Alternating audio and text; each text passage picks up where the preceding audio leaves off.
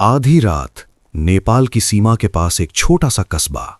सड़क पर दूर तक पसरी खामोशी और उसी खामोशी को चीरती हुई एक जीप के अंदर बैठे लोगों के चेहरे पर डर नहीं था, क्योंकि उन्हें पता था उनका काम बहुत बड़ा है। और उससे भी बड़ी बात यह है कि उन्हें यकीन था कि कोई उन्हें पकड़ नहीं सकता। लेकिन वो गलत थे, क्योंकि उसी वक्त सीमा से कुछ दूरी पर एक और टीम छुपी हुई थी जो कई महीनों से इस पल का इंतजार कर रही थी। ये कोई आम ऑपरेशन नहीं था, ये था भारत की अर्थव्यवस्था को बचाने का मिशन। कहानी शुरू होती है जब भारत के बैंकों में एक अजीब समस्या सामने आने लगी। एटीएम मशीनें, कैश काउंटर, हर जगह नकली नोट मिलने लगे। लेकिन सबसे चौंकाने वाली बात यह थी कि ये नोट इतने असली लगते थे कि बैंक के कर्मचारी भी पहचान नहीं पा रहे थे। रिजर्व बैंक के विशेषज्ञों ने जब इन नोटों की जांच की तो पाया कि इनमें इस्तेमाल हुई इंक, पेपर और प्रिंटिंग टेक्नोलॉजी किसी सामान्य गिरोह के बस की बात नहीं थी। इसका मतलब साफ था, ये एक इंटरनेशनल ऑपरेशन था। दिल्ली में तुरंत एक हाई लेवल मीटिंग बुलाई गई। उस वक्त देश के प्रधानमंत्री थे डॉक्टर मनमोहन सिंह। उनके साथ बैठक में मौजूद थे राष्ट्रीय सुरक्षा सलाहकार शिवशंकर मेनन, रॉ के प्रमुख और आईबी के वरिष्ठ अधिकारी। रॉ ने अपनी रिपोर्ट पेश की। रिपोर्ट में एक शब्द बार बार सामने आ रहा था, नेपाल रूट। भारत और नेपाल के बीच खुली सीमा है, जहां हर दिन हजारों लोग बिना किसी सख्त जांच के आते जाते हैं। यही वो कमजोरी थी जिसे दुश्मन ने अपना हथियार बना लिया था। रॉ की शुरुआती जानकारी के अनुसार ये नकली नोट पाकिस्तान में छप रहे थे, जहां उन्हें आईएसआई का समर्थन मिल रहा था। फिर इन नोटों को नेपाल भेजा जाता और वहां से छोटे छोटे नेटवर्क के जरिए भारत में फैलाया जाता। लेकिन सवाल था, इस पूरे नेटवर्क का दिमाग कौन है?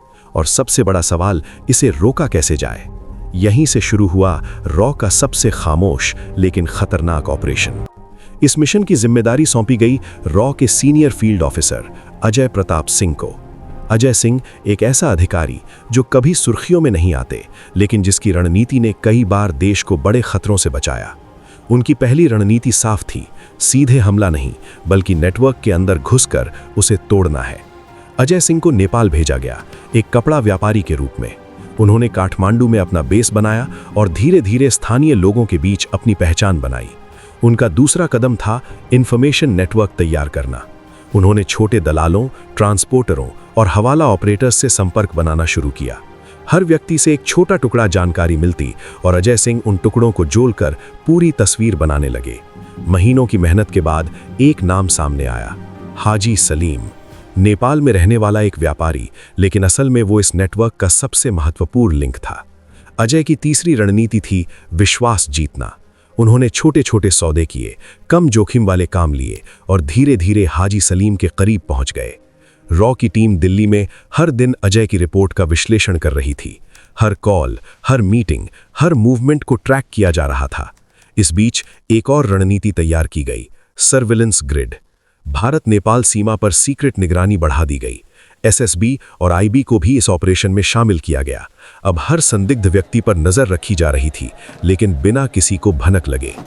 फिर एक दिन अजय को हाजी सलीम से एक कॉल आया, बड़ा काम है, तैयार रहो। ये वही मौका था जिसका इंतजार रॉ को था। अजय ने तुरंत दिल्ली को सूचना दी। दिल्ली में एक और मीटिंग हुई। इस बार फैसला लिया गया, ऑपरेशन को अंतिम चरण में ले जाया जाए। रणनीति बेहद सटीक थी। अजय को डील के लिए भेजा जाएगा और जैसे ही नकली नोट भारत में प्रवेश करेंगे, पूरी टीम उन्हें घेर लेगी। लेकिन इसमें सबसे बड़ा खतरा था अजय की पहचान उजागर होना। अगर जरा सी भी गलती होती तो उनकी जान खतरे में पड़ सकती थी। फिर भी अजय ने मिशन को जारी रखा। उस रात नेपाल की उसी सड़क पर एक वैन खड़ी थी। अंदर भरे थे करोड़ों के नकली नोट। अजय वहां पहुंचे और पहली बार उन्होंने इतने बड़े स्तर पर इस नेटवर्क को देखा। उनकी आंखों के सामने था एक ऐसा हथियार जो बिना आवाज के देश को नुकसान पहुंचा सकता था। उन्होंने शांत रहकर डील पूरी की और जैसे ही वैन भारत की सीमा की ओर बढ़ी, रॉ की टीम एक्टिव हो गई। सीमा के पास पहले से तैनात टीम ने बिना किसी हंगामे के पूरी वैन को घेर लिया। ऑपरेशन इतनी सफाई से हुआ कि किसी को गोली चलाने की जरूरत ही नहीं पड़ी। उस दिन करीब 50 करोड़ रुपए के नकली नोट बरामद हुए। हाजी सलीम गिरफ्तार हुआ और उसके साथ पूरे नेटवर्क की परतें खुलने लगीं।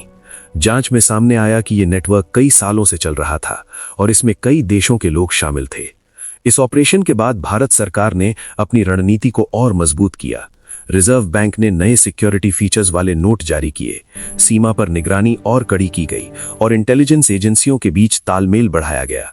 लेकिन सबसे बड़ा असर यह हुआ कि दुश्मन को यह संदेश मिल गया, भारत सिर्फ सरहदों की रक्षा नहीं करता, वो अपनी अर्थव्यवस्था की भी उतनी ही मजबूती से रक्षा करता है। अजय प्रताप सिंह अपना मिशन पूरा करके चुपचाप वापस लौट आए। न कोई सम्मान, न कोई पहचान, क्योंकि उनका काम था परछाई बनकर लड़ना। और शायद यही रॉ की असली ताकत है, क्योंकि जब देश सो रहा होता है तब कुछ लोग जाग रहे होते हैं, जो हर उस खतरे को खत्म कर रहे होते हैं जो हमें दिखाई भी नहीं देता। ये कहानी सिर्फ एक ऑपरेशन की नहीं है, ये कहानी है एक खामोश जंग की, जहां गोलियां नहीं चलती लेकिन नुकसान उससे भी बड़ा होता है। और इसलिए याद रखिए, देश को कमजोर करने के लिए हमेशा हमला सीमा पर नहीं होता, कभी कभी हमला आपकी जेब में रखे एक नोट से शुरू होता है। और अगर उस नोट की सच्चाई नकली हो तो उसका असर पूरे देश की असलियत बदल सकता है।